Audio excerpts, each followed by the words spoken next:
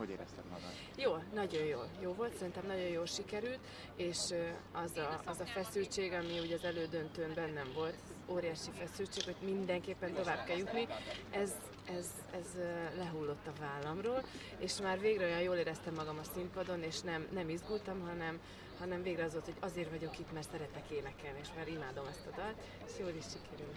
És mit szólsz a produkcióhoz magához, tehát a táncosokhoz? Jól sikerült, most már úgy beállt azért a produkció, ugye ma is volt egy próba, most ugye nem kellett felöltözni. Igen. Ezek alapján a kettőt összegezve, hogy érzed? Szerintem teljesen összeállt, mert tegnapra is, sőt már az elődöntőre is összeállt a dolog, és azt gondolom, hogy az az erőssége a produkciónak, hogy az összes része, a koreográfia, a mozdulatok, a háttérben a LED fal, szóval minden alátámasztja a dalt. De most látom, hogy nagyon sok produkcióban de van, ahol eszeveszett LED fal van hátul, de nem emlékszem, hogy mi a dal. És nálunk minden pont annyi, hogy segítse a dalnak a felépítését, a dramaturgiáját, és azt gondolom, hogy nagyon jól össze van rakva a dolog, és már be is égett minden génünkbe. Nagyon jó. Gondolom az is sokat segít, hogy ugye családtagok érkeztek hozzád, itt van apukád, anyukád, és itt van a férjed, sőt még fotókat is kaptál, erről mesélj. Igen, megérkeztek tegnap a szüleim, és este pedig Ákos is visszajött, és a szüleim hoztak fotókat a gyerekekről természetesen. Úgyhogy, de hát van róluk fotóm a telefonban, és ugye minden este azzal alszom el, de igen, most már nagyon-nagyon hiányoznak el, voltam egy kicsit ezért szontyolódott tegnap, de legalább máson gondolkodtam, mint ezen az őrületes Eurovíziós Dalfesztivál őrületben. És van-e valami babonád, amit fellépés előtt szoktál csinálni? Nincsen kifejezetten babonám. Itt mindig, mielőtt színpadra megyünk, összekapaszkodunk hatan, akik a színpadra megyünk, és egy kicsit együtt érezzük egymást, meg örülünk, úgy energiát adunk egymásnak. Illetve kaptam ilyen talizmánféléket több helyről is, rajongóktól, ismerősöktől, ezt mind begyűjtöttem. Meg az elődöntőn, mielőtt színpadra mentem, találtam egy 10 euróst a földön.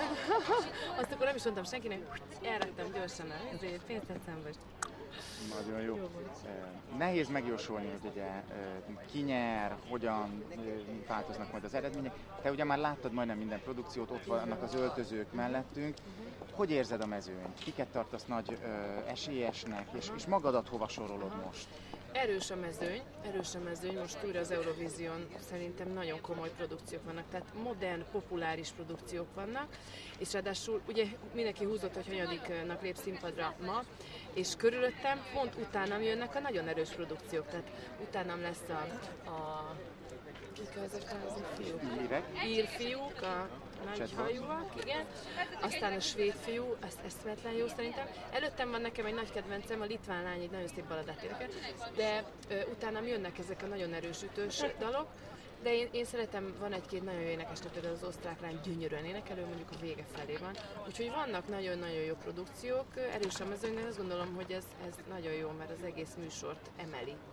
És akkor az utolsó kérdés, hogy ugye ezzel kapcsolatos, nagyon-nagyon sokan szurkolnak, tehát szinte az egész ország olyan olimpiai lázhangulata van, az elmúlt órákban, napokban eljutottak ezek a hírek, nagyon sokan gondolják, hogy van esély. Ezekhez most mit szólsz így már a véghajrában? Ez nekem már az elődöntőn is iszonyú nagy erőt adott, hogy tudtam, hogy otthon imádják a dalt, bíznak benne, szeretik, bennem bíznak az emberek. Úgyhogy mindig, amikor kicsit úgy szétestem, hogy ezt nem tudom megcsinálni, meg nagy a tét, akkor mindig fölmegyek a közösségi oldalamra, és egy perc alatt megnyugszom, és most is rengeteget számít, tehát hallom tényleg, hogy micsoda összefogás van értem, hát iszonyú nagy érzés persze.